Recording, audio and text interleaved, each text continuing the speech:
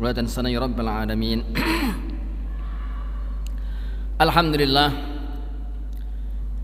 tsumma alhamdulillah, dan intinya senantiasa kita panjatkan puji syukur kepada Allah Subhanahu wa taala atas limpah nikmat curahan rahmat yang Allah berikan kepada kita, di mana malam hari ini Allah dudukkan kita tempat yang mulia ini setelah kita melaksanakan salat maghrib dengan berjamaah, teruskan dengan zikir dan salat ba'diyah. Insyaallah akan kita perpanjang iktikaf kita sampai isya nanti. Mudah-mudahan segala kebaikan yang telah dilakukan diterima oleh Allah Subhanahu wa taala. Anugerah yang sangat besar yang diberikan oleh Allah kepada hamba-hamba yang dipilihnya, dimudahkan langkah kakinya di tempat yang mulia ini semata-mata karena kasih Allah. Disihatkan, dikuatkan, diberikan semangat oleh Allah sehingga kita bisa dihadirkan oleh tempat yang mulia ini, di rumah Allah, untuk mengadukan segala persoalan kita kepada Allah, bermunajat, berdoa, memohon kepada Allah. Dan masih juga Allah tahan kita semua ini untuk memperpanjang daripada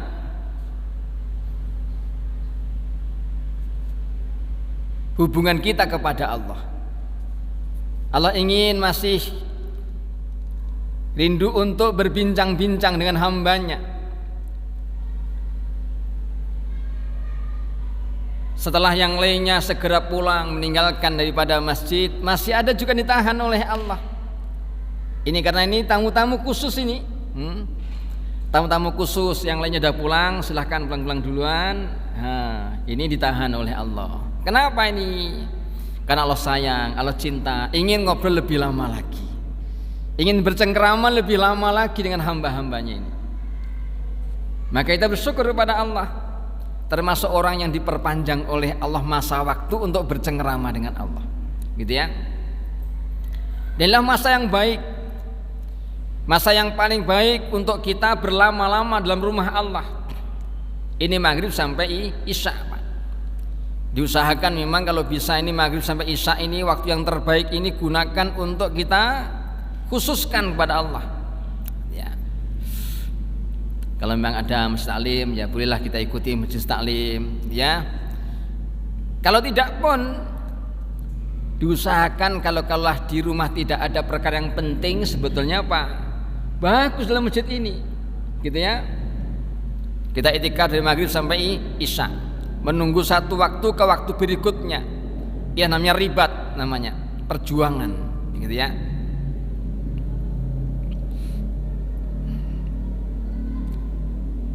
Diisilah dengan surat-surat sunat, boleh dengan awabin, setelah ba'diyah 6 rakaat dengan 3 salam. Setelah ditambahkanlah dengan amal-amal yang lain, baca Quran, gitu ya, sajadah, tabarok, gitu ya, surat Yasin, Waqiah. Setelah itu mungkin sudah nggak lama lagi juga isya. Kalau kita pulang ke rumah maghrib sampai isya ini Pak, banyak juga wirawiri gak jelas, gitu ya, tahu-tahu sudah dengar azan lagi, gitu ya. Maka jadikan waktu ini betul-betul untuk kita banyak daripada bercengkerama dengan Allah, gitu ya. Maghrib sampai isya. Jadi 4 waktu yang kalau bisa diusahakan kita berlama-lama dengan Allah. Ini 4 waktu Pak. Bagaimana bisa berlama-lama dengan Allah? Yaitu maghrib sampai isya. Yang kedua, waktu menjelang subuh, ya. Waktu menjelang subuh. Ini berlama-lama dengan Allah, banyak istighfar, munajat, doa dan seterusnya, ya. Salat. Setelah itu subuh sampai isyraq, berlama-lama lagi. Subuh sampai isyraq. Kalau sekiranya sudah pensiun, di rumah juga nggak ada yang penting banget, ya, perpanjang lagi subuh sampai isyraq, ya. Banyak zikir, banyak doa, ya, banyak baca Quran dan seterusnya, gitu ya, sampai waktu Isra. Itu zikir, tasbihat, sholawat, gitu ya, istighfar. Kira-kira dibaca ya berapalah terserah itu. Setelah itu baca Quran 1 juz saja gitu. Nah, itu dah nggak lama lagi juga sudah waktu Isra, gitu ya. Terbit matahari sejenak, kira-kira dari subuh itu 90 menit, dan waktu Isra itu Pak. Ya. Jadi bukan waktu tetet itu waktu tetet itu titit itu baru Isra, baru suruk namanya, terbit matahari, gitu ya, baru terbit. Tunggu sejenak. Setelah itu baru salat Isra. Seperti haji dan umroh bersamaku, kata Nabi. Coba bayangin Pak, haji dan umroh bersamaku, yang diterima lagi. Bukan sudah bersama Nabi, tapi diterima. Haji dan umrah bersamaku yang diterima. Coba bayangkan bagaimana haji dan umrah bersama Nabi. Ya. Pada waktu itu Pak, haji dan umrah bersama Nabi itu susah luar biasa. Gitu ya, naik onta dari Madinah menuju Mekah. Gitu ya. Nanti istirahat, masak dulu, gitu ya. Terus istirahat sebentar, berjalan lagi, menghalau kambing-kambing yang jadi bawaan. Sampai pun di sana, gitu ya, melaksanakan haji, pulang lagi. Nah, kita itu hanya untuk berlama-lama dari subuh sampai isyraq, sholat 2 rakaat, maka sebagaimana haji dan umroh bersamaku yang diterima. Coba bayangin, masya Allah, nikmat betul itu, ya. Nah, kecuali yang mau sibuk, mau ke kantor ya beli lagi lah, silakan ya. Kalian sekiranya nggak banyak sibuk banget ya. Kemudian setelah asar, ini waktu setelah subuh, setelah asar tidak ada ba'diyah, maka untuk memperbanyak ibadah zikir pada Allah, fadkullaha dzikran katsiran wasabihu bukratan wa asilan. Maka berzikirlah kalian yang banyak-banyak, bertasbihlah pagi dan sore hari, ya. Masya Allah. Ini kenikmatan Pak, gitu ya, masya Allah. Ini berlama-lama bercengkrama dengan Allah Subhanahu wa Ta'ala. Bagaimana memberikan 4 waktu itu, gitu ya. Nah, jadi setelah maghrib, menjelang subuh, setelah subuh, dan setelah asar. Usahakan waktu-waktu 4 ini kalau bisa kita agak berlama-lama bercengkrama dengan Allah Subhanahu wa Ta'ala. Kalau mungkin duhur lah nggak bisa lama, mau cepet-cepet gitu ya, makan siang dan seterusnya ya. Kalau isya mungkin nggak bisa lama-lama karena memang segera untuk pulang ya, dekat dengan istri dan keluarga. Nah, maka yang 3 tadi itu setelah maghrib, mau subuh, setelah subuh, dan setelah asar. Ini agak sedikit berlama-lama dengan Allah. Nah, sekarang ini Pak, gitu ya. Di maghrib sampai isya. Ini suatu kenikmatan ya. Ini akan terasa daripada pengaruh itu, nikmat yang kita rasakan dalam batin dan rohani kita ini, gitu ya. Sehingga apabila nanti suatu ketika kau mengalami penurunan, maka terasa itu kok jadi lemah, kok jadi menurun, gitu ya. Memang kadang-kala orang itu kalau kena penyakit jasmani mudah terdeteksi Pak, mudah terasa, sehingga orang segera untuk mengadakan pengobatan, kan begitu. Kenapa? Karena badannya sakit, nggak enak terasa dalam badan kita ini, gitu ya. Maka segera datang ke dokter, datang ke rumah sakit untuk memeriksakan daripada keadaan jasmaninya. Tapi ketika rohaninya sakit, ini kadang-kala jarang orang segera untuk mengadakan pengobatan. Kok sang jadi lemah, jamaah kok mundur-mundur, ya Pak. Nah, ngaji kadang-kala ya datang, kadang nggak datang. Ya karena sibuk mungkin ya. Ada kelemahan dalam rohani kita. Baca Quran agak lemah, zikirnya agak lemah, gitu ya. Nah, ini artinya apa? oh rohani saya lagi sedang sakit, perlu untuk pengobatan. Hanya kadang-kadang jarang itu Pak dirasakan itu. Nah gitu ya. Kalau sakit jasmaninya mudah terasa gitu ya. Bahkan belum datang pun sudah siap-siap ini. Ini sebentar lagi Februari pertengahan ini Omikron mau datang ke Indonesia ini. Nah, kau tahu Pak, gitu ya. Kalau kemarin Januari jadi nggak jadi, gitu ya, nggak jadi datang itu Pak. Nah, nanti sudah Februari pertengahan menjelang Maret ini mau datang nanti itu. Nah, kok tahu loh, gitu ya. Kok tahu mau datang gitu? Kok tahu virus mau datang? Kok tahu gitu, ya? Masya Allah luar biasa itu. Kayak kesebelasan mau tanding saja gitu. Ada apa itu? Gitu ya. Ada apa itu? Apa Maret kemudian karena mau April mungkin begitu kali Pak. Gitu ya. Karena Maret itu mau April sehingga kadang-kadang suka datang kalau sudah Maret mau April itu saya begitu biasanya. Yang sudah begitu dulu. Tapi mudah-mudahan tidak terjadi nanti mudah-mudahan ya. Nah, jadi gitu ya. Sehingga orang sudah siap-siap gitu ya, pakai persiapan kesehatan, masker dan berbagai macam lah gitu ya, supaya apa? Supaya tidak terjadi daripada penyakit menimpa kepada kita.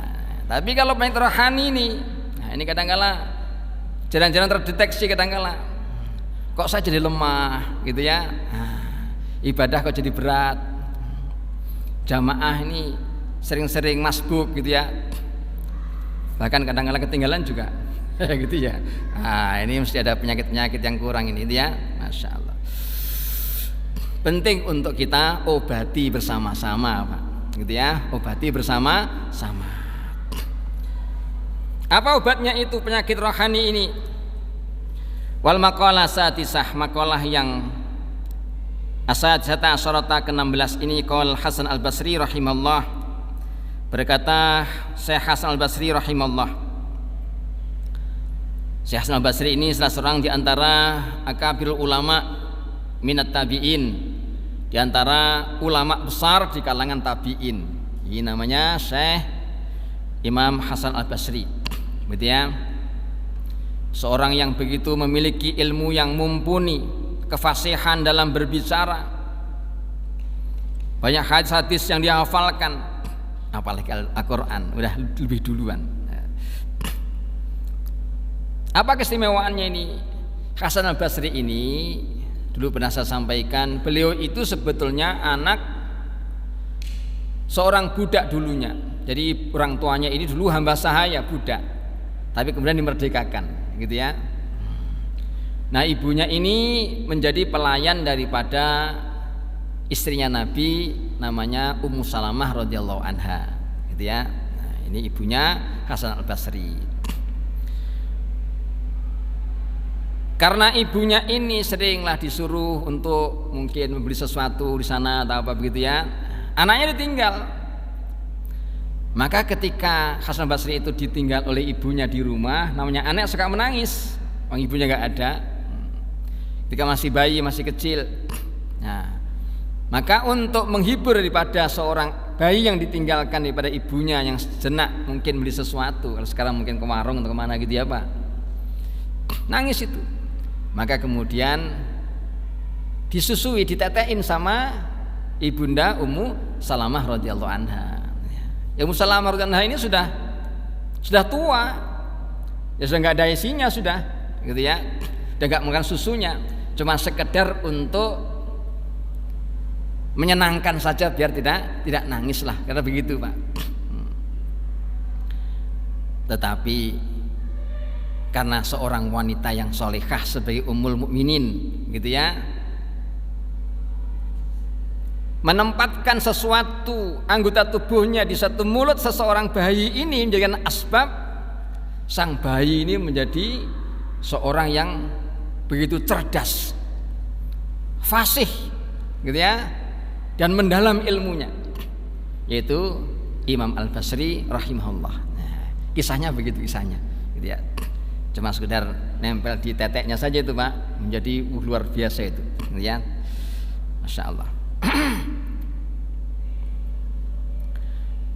Beliau menceritakan, bainama atufu yauman fi azqatil Basrah wa fi aswaqiha ma'asabin abidin fa idza ana bitabibin wa huwa jalisun al-kursi wa baina yadayhi rijalun wa nisaun wa sibyanun bi aydihim qawarir fiha ma'un wa kullu wahidin minhum yastausifu dawaan. Ini ceritanya begini. Ini ngajinya cuma cerita ini isinya. Kata Hasan al-Basri, suatu ketika, suatu hari saya ini berjalan-jalan mengitari di suatu gang kota Basrah sana. Beliau tinggal di kota Basrah, Irak sana. Dan juga pasar-pasarnya. Ketika berjalan-jalan itu diikuti oleh seorang pemuda yang ahli ibadah. Seorang pemuda ahli ibadah bersama Imam Al-Basri rahimahullah berjalan-jalanlah di gang kota Basrah. Gitu ya. Nah, ketika itu bertemulah daripada seorang dokter, seorang tabib, gitu ya, seorang dokter, yang mana seorang dokter ini sedang duduk di satu kursi. Di depannya ada pasien lah, ada laki-laki, ada perempuan,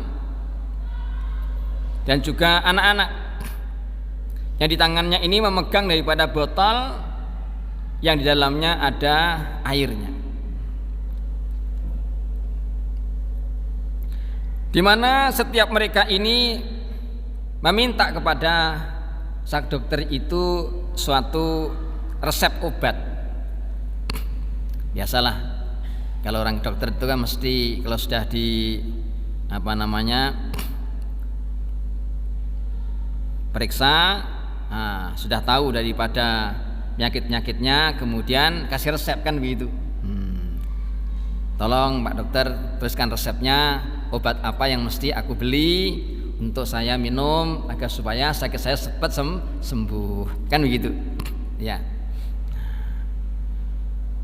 Dan selesai daripada pasien-pasien itu pengobatan, mereka mungkin pulanglah, begitu kira-kira ceritanya.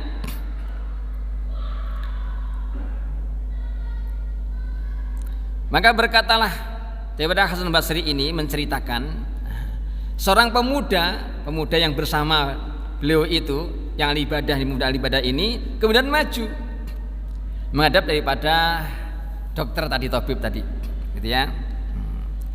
Mengatakan, ya tabib, hal indaka dawa'un yaghsilu dzunuba wa yashfi maradal qulub. Pak Dokter, apa engkau punya resep, gitu ya, punya pengobatan, punya obat yang bisa untuk membersihkan dosa-dosa dan menyembuhkan penyakit hati?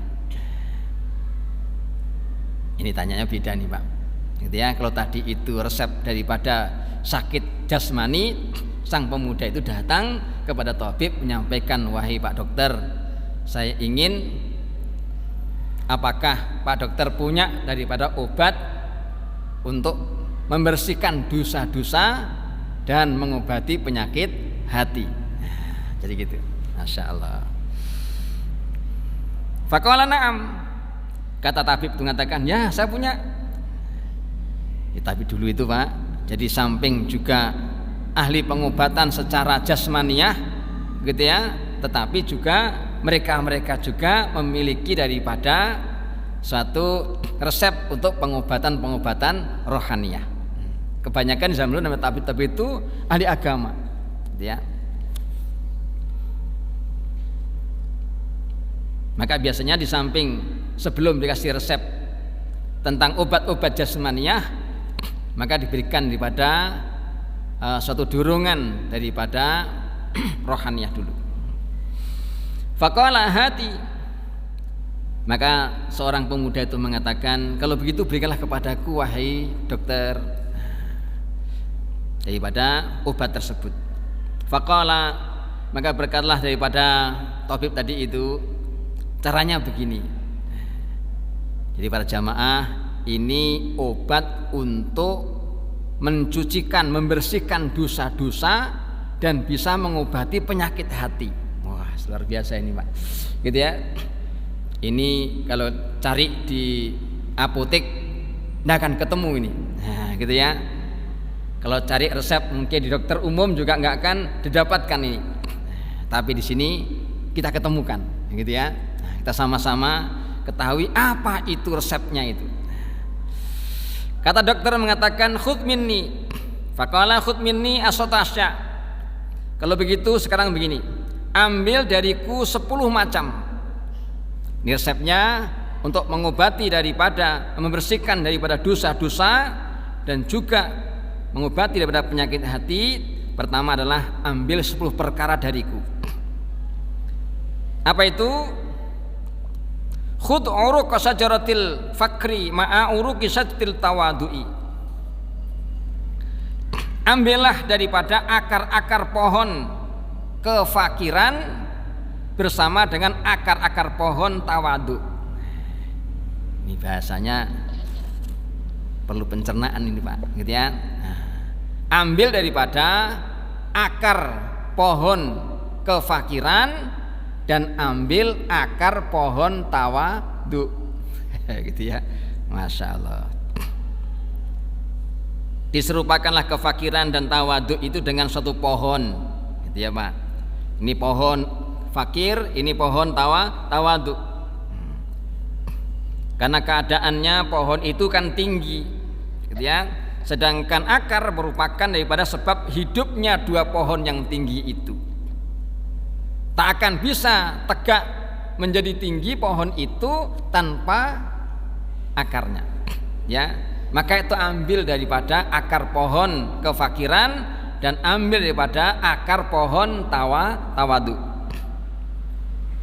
Jadi itu artinya apa?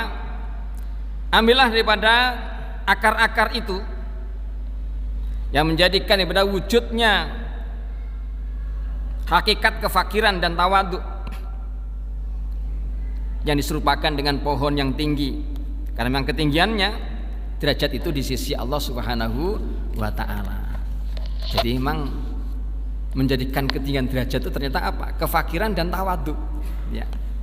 Jadi kefakiran itu menjadi asbab daripada tingginya derajat di sisi Allah kalau orang itu taat, dan tawadu, gitu ya. Ibn Atta mengatakan bahwasanya apa itu tawadu? Tawadu itu adalah kubul haqqi mimman kana. Tawadu itu adalah menerima suatu kebenaran dari siapa saja yang ada. Tawadu itu Pak. Dari siapa saja, asalkan itu kebenaran, dia terima. Ini tawadu, gitu ya. Masya Allah.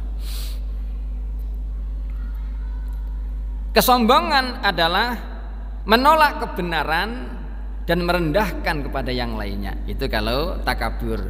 Sedangkan tawadu adalah menerima kebenaran dari siapa saja yang ada. Walaupun dari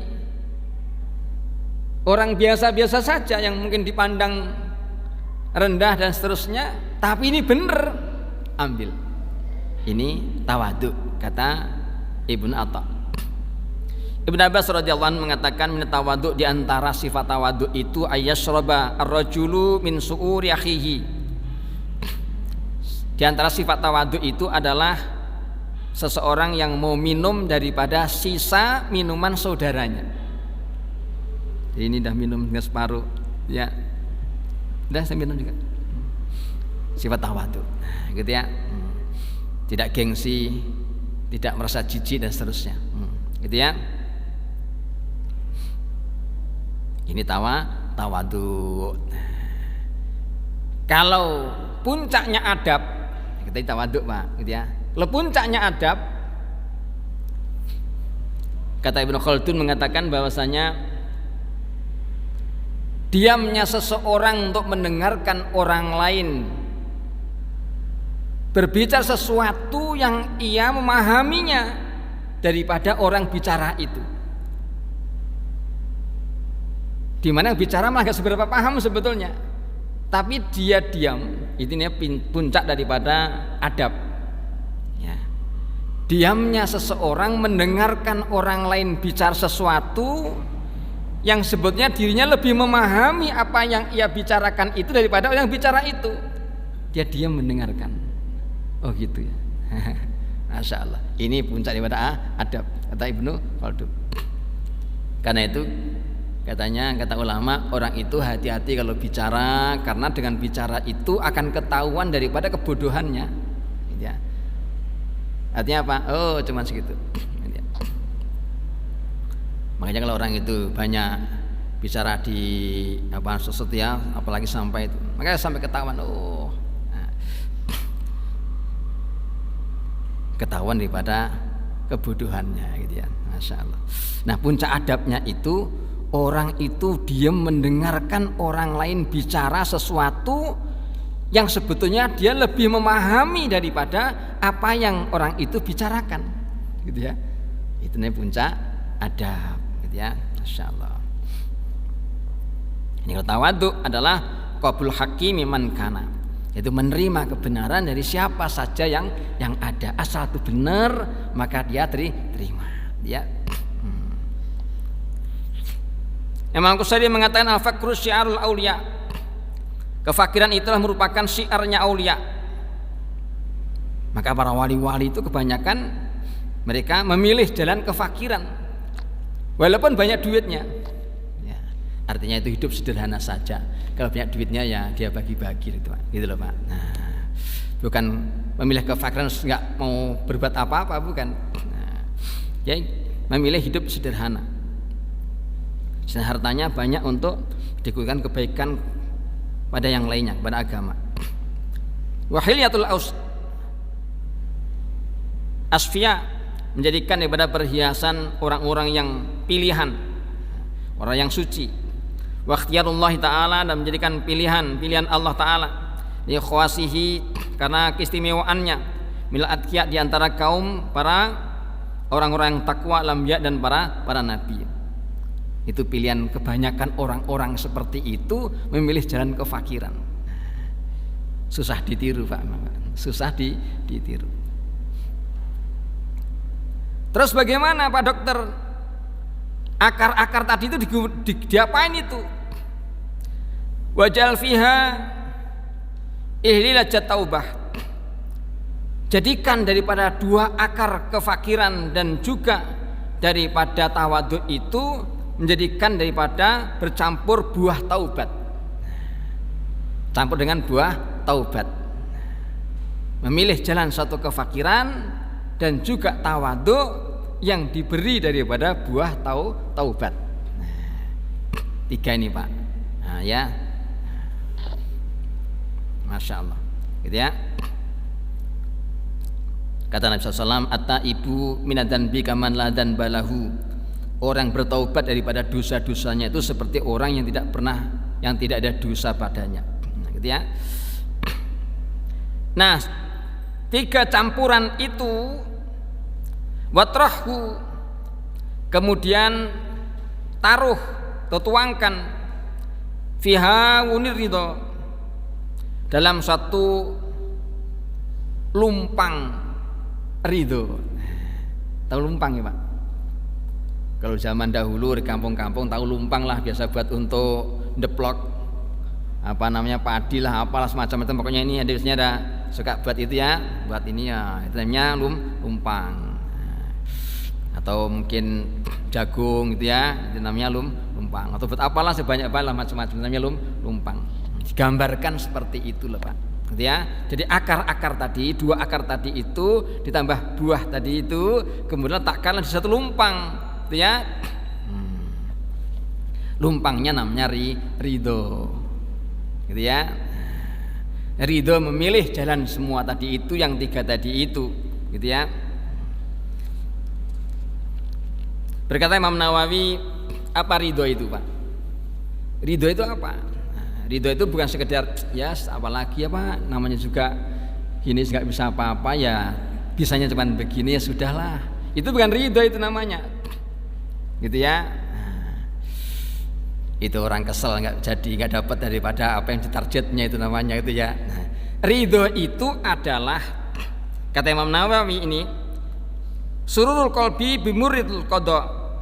Ridho itu gembiranya hati dengan mendapatkan pahitnya qada. Pahitnya ketetapan. Itu namanya ridho. Hatinya senang menerima pahitnya ketetapan. Ya, Masya Allah. Sakit ya senang gitu ya, susah ya senang, apapun juga senang gitu ya. Nah, hatinya menerima gitu ya.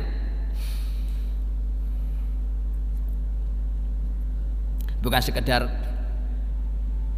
ya apa lagi lah Pak, namanya juga nasibnya begini gitu ya, kita terima aja lah. Bukan begitu.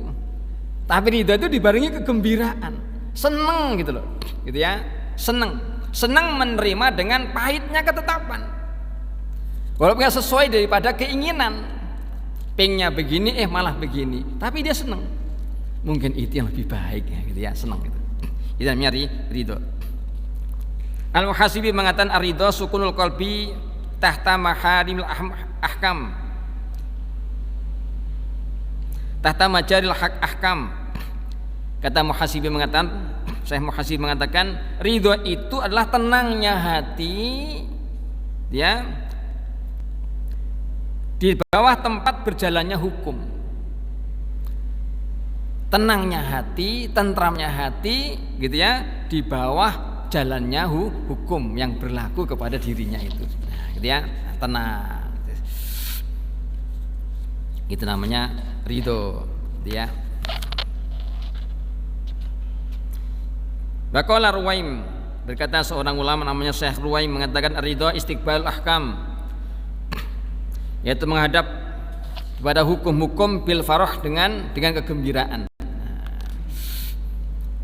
Ada perintah sholat gembira, ada perintah puasa gembira, ada perintah daripada zakat gembira, perintah apa saja hukum-hukum gitu ya, dia gembira, senang gitu ya. Nah, nggak ada keluhan, nggak ada ngedumel, nggak ada keluh kesah gitu ya, apalagi piak nggak ada itu gitu ya. Nah, senang aja gitu ya. Nah setelah itu diapain itu di tempat daripada lumpang tadi itu, washukhu, dan lembutkan daripada tiga hal tadi itu, daripada kefakiran, tawadu, taubat, ridho tadi itu, biminjaril qanaah, dengan manjar itu apa namanya, alu gitu Pak, alu gitu ya, alunya qanaah, nah, gitu ya, dilembutkan dengan alunya qanaah, melembutkannya itu ya. Masya Allah, menerima gitu ya, menerima dengan penuh keikhlasan gitu ya. Qala ba'duhum, berkata sebagian ulama, apa itu qanaah itu apa? Qanaah itu tarkut taswik, tarkut tasawufi, tasawufi ila mafkudi wal istighna bil mawjudi. Qanaah itu meninggalkan melihat kepada sesuatu yang telah hilang dan merasa cukup dengan apa yang ada, tidak melihat apa yang telah hilang dan merasa cukup dengan apa yang ada. Nggak ada kata-kata coba kalau umpamanya ada ini ada itu dan seterusnya, nggak ada begitu ya. Jadi tidak melihat sesuatu yang telah hilang, yang tidak ada, tidak melihat sesuatu yang tidak ada, dan dia merasa cukup dengan apa yang ada. Itu namanya qanaah. Orang hidup bilang qanaah itu Pak, Masya Allah, nikmat enak hidup itu. Jadi gitu. Yang menjadikan orang susah itu kenapa? Karena kurang. Nah, gitu ya. Orang kalau kurang itu hidup paling tidak enak. Jadi apa saja kurang nggak enak gitu. Nah, gitu ya. Tapi kalau merasa cukup itu menjadi enak gitu loh ya. Masya Allah. Sehingga puncaknya nanti akan mendapatkan daripada sifat syukur. Nah, dengan qanaah itu yang paling bahagia, gitu ya. Qala Abu Sulaiman Ad-Darani, berkata Abu Sulaiman Ad-Darani mengatakan qanaatu minar ridha bimanzilatil wara'i minaz zuhdi wal qanaatu awalur ridha wal wara'u awaluz zuhdi. Kata Imam Ad-Darani, Sulaiman Ad-Darani mengatakan qanaah itu sebagian daripada ridho, yang menamati kedudukan daripada sifat wara', ya. Seolah-olah, ya, bimanzilatil wara'i minaz zuhdi, seolah-olah ini wara' yang bagian daripada zuhud. Wal qanaah adalah awalnya ridho, sedangkan wara' awalnya zuhud. Jadi gitu. Jadi berawal daripada qanaah itu menjadi ridho, dengan menerima ikhlas apa yang diketahui Allah, kemudian meningkat dengan senangnya hati, gitu ya. Dengan pahitnya qada itu maka menjadi ridho, gitu ya. Sedangkan wara' adalah awalnya zuhud, menjaga diri pada segala yang syubhat, ya, yang samar-samar, apalagi yang haram. Itu adalah awal zuhud, ya, awal daripada kezuhudan. Wa ja'alhu fi qidrit tuqa, setelah itu dilembutkan. Bagaimana? Letakkanlah semua tadi itu dalam suatu periuk kendilnya takwa. Nah, gitu ya. Digambarkan tadi sudah dilembutkan, sudah pakai palu lembutkan. Nah, maka letakkan di setempat namanya di periuk takwa, gitu ya. Abu Abdillah Ar-Ruzabadi mengatakan, apa itu takwa itu? Takwa itu apa? Takwa itu, kata beliau, itu takwa itu mujanabatu mayub itu ka'anillah. Takwa itu adalah menjauhi apa saja yang menjauhkanmu dari Allah. Itu takwa. Jadi menjauhi apapun yang menjadikan daripada engkau jauh dari Allah, gitu ya.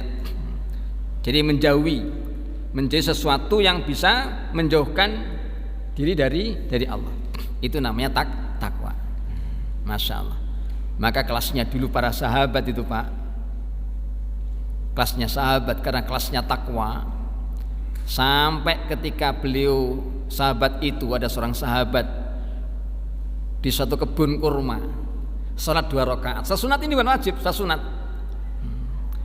Ketika sasunat itu melihat daripada kurma ranum, gitu ya, sebentar lagi akan panen, sehingga hatinya itu terpaut dengan kurma-kurma itu, menjadikan lupa rakaatnya.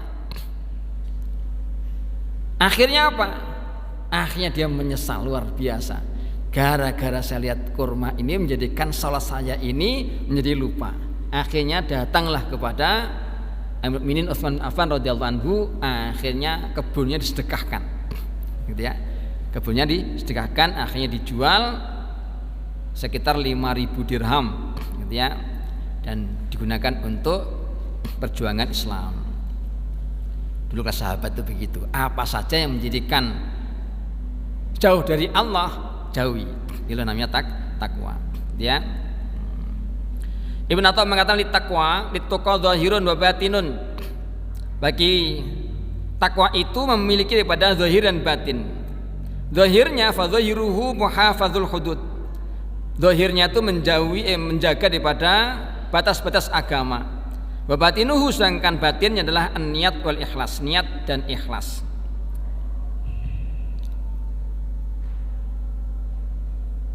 Belum ya, dikit lagi. Wasubba alaihi, kemudian setelah itu tuangkan, sudah jadi rebusan, gitu ya. Wasubba alaihi ma'al haya, setelah ditumbuk halus, Pak, dalam satu periuk takwa tadi itu, kemudian tuangkan daripada air ma'al haya, air rasa malu kepada Allah. Gitu ya, rasa malu. Airnya itu apa? Ma'ul haya, rasa malu. Apa itu malu? Malu itu gimana maksud malu di sini? Gimana maksudnya di sini malu itu? Gitu ya. Ini bukan malu yang sifatnya insaniah biasa, gitu ya. Tapi malu di sini adalah, kata Imam Al-Junaid mengatakan, al-haya halatun tansa'u min ru'yatin ni'am wa ru'yatil taksir. Haya itu adalah, malu itu adalah apa? Keadaan yang timbul dari melihat daripada nikmat-nikmat Allah dan melihat daripada kelalaian dia sendiri. Melihat nikmat Allah yang begitu banyak diberikan kepada dirinya, padahal diri sendiri itu banyak kelalaiannya, banyak kekurangannya, banyak dosanya, banyak kesalahannya. Tapi begitu banyak nikmat Allah yang diberikan kepada diri kita. Ini malu itu Pak, Masya Allah. Saya ini ibadahnya belum apa-apa gitu ya, Masya Allah. Tidak kuat berdiri panjang-panjang lama-lama, duduk lama-lama juga nggak kuat gitu ya, zikir panjang-panjang nggak kuat. Tapi Allah memberikan nikmat kok begitu banyak tuh, rasanya malu gitu. Nah itu ya, itu malu namanya. Malu melihat nikmat Allah yang begitu banyaknya diberikan kepada diri kita, sementara diri kita ini banyak kekurangan dan kesalahannya, gitu loh ya. Masya Allah.